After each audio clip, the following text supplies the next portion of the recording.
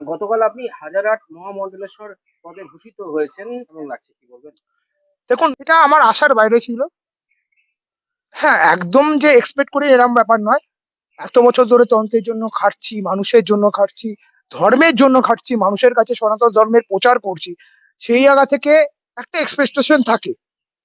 অস্বীকার করার নয়। কিন্তু যাই হোক, সবই আমরা মানুষের কল্যাণ, মানুষের ভালোবাসা, মানুষের আমার প্রতি আস্থা, বিশ্বাস, মানুষের আমার প্রতি একটা অগাধ দৃঢ় বিশ্বাস এবং আমার অনুগামীরা আমার শিষ্য ভক্তদের ভালোবাসায় আজকে এই পদটা পেয়েছি। সত্যি আমি অর্পিত।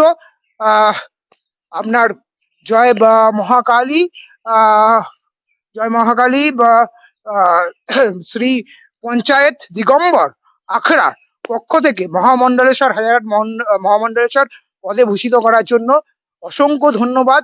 প্রত্যেকটা আখড়ার যত মানুষজন আছে এবং তাদের যারা অনুগামী এবং শিষ্য ভক্ত আছে, সবাইকে জানাই আন্তরিক ভালোবাসা এবং অভিনন্দন।